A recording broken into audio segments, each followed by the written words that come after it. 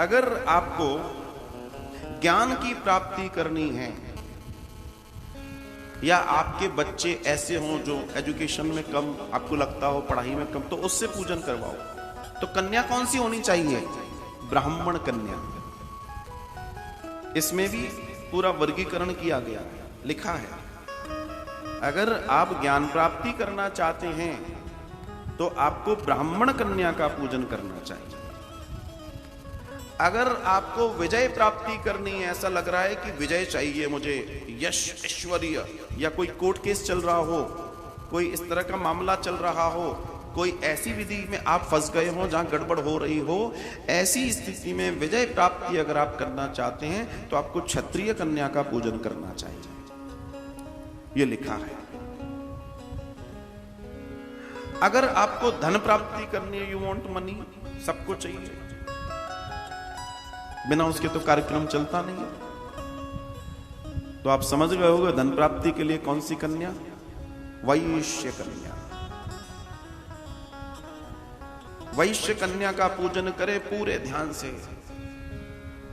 देखो, वैश्य मतलब बनिया, एक वही बनिया है इसलिए आनंद है, बाकी सब बिगड़ियां हैं, इसलिए पूजन करो, मां की कृपा बनी रहेगी।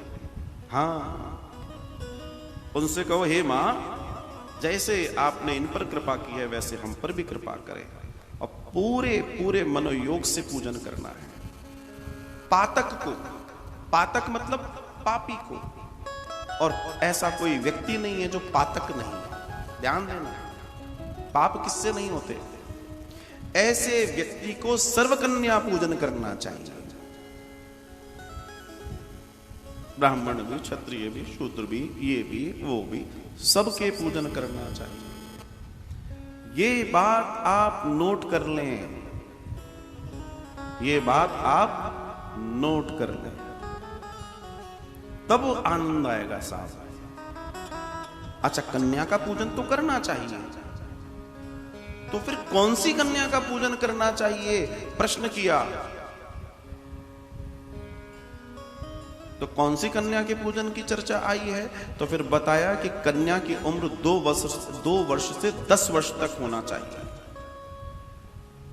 अब कई बार क्या होता है, बुलाओ मगर बड़े भी आ जाते हैं, अब मना तो नहीं कर सकते, लेकिन कन्या की उम्र 2 वर्ष से 10 वर्ष, क्योंकि जो खा सकता है, तो 2 वर्ष का जो कन्या होती है, बच्चा होता है, वो खा सकता है, उसके नीचे की चर्चा नहीं है। तो लिखा है 2 से 10 वर्ष तक की कन्या को ही भोजन कराएं, कन्या पंक्ति में, पूजन पंक्ति में। उसके कई और कारण भी हैं। तो ये 2 से 10 वर्ष की कन्याएं कौन है, और 2 से 10 वर्ष की कन्याओं की पूजन की चर्चा क्यों की गई है? ये देखिए कितना सुंदर दर्शन है। तो बताया गया है कि 2 वर्ष की जो कन्या होती है उसको कहते हैं कुमारी। जी हां, और नॉर्मल दर्शन में 2 से 5 वर्ष की कन्या को ही कुमारी बोला जाता है। दुनिया में कई ऐसी जगह पर हैं जहां कुमारी पूजन किया जाता है। नेपाल में कुमारी पूजन की बड़ी प्रथा है। मिस्र में कुमारी पूजन होता है। मैं आपको एक बड़ी घटना बताता हूं। मिस्र में, अभी तो सब बदल गए, बाकी तो पहले तो प्राचीन संस्कृति तो एक ही थी। आपको घटना बता रहे हैं, आप कहोगे वाह आनंद आ गया घटना सुन के।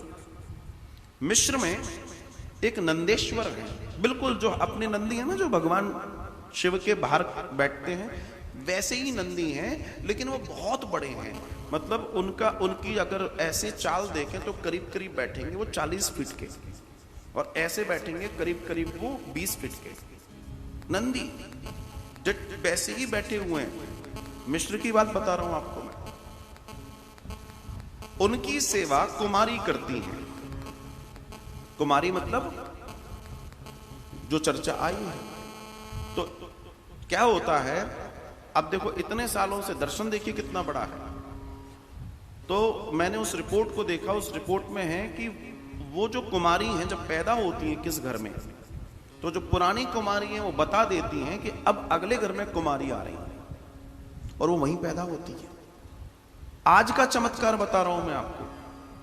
आप इस रिपोर्ट में बिल्कुल जेन्युइन रिपोर्ट आपको दे रहा हूं। तो वो दो कुमारी जब आती हैं तो वो फिर वो अपने जीवन भर वहां सेवा होती है, उनका एक निश्चित अवधि है। उसके बाद फिर वो खुद घोषणा करती हैं कि अब अगली कुमारी फला फला घर में पैदा हो रही हैं, और एक ही घर में वो दोनों पैदा होती हैं जुड़कर। जी हाँ, मैं मिस्र की घटना बता रहा हूं, ये रिपोर्ट मैंने डिस्कवरी पे देखी थी। और फिर पूरे पूरे पूजन आदि पूरी विधि विधान से उन तक जाया जाता है, उनका पूजन किया जाता है। उनको पालकी में, जो हाथ पालकी होती है ना, हाथ की पालकी में उनको बिठाकर वापस नंदी की सेवा में लाया जाता है। और ये परंपरा वहां कई हजार साल से है। तो कई हजार साल पहले तो सनातन संस्कृति, क्योंकि जब संस्कृत में ऊपर जाएंगे तो जब ऊपर में जाएंगे तो संस्कृत से ही जितनी लैंग्वेज निकले उसमें मिश्र की लैंग्वेज भी है, वहां बहुत सारी लैंग्वेज है। कुमारी पूजन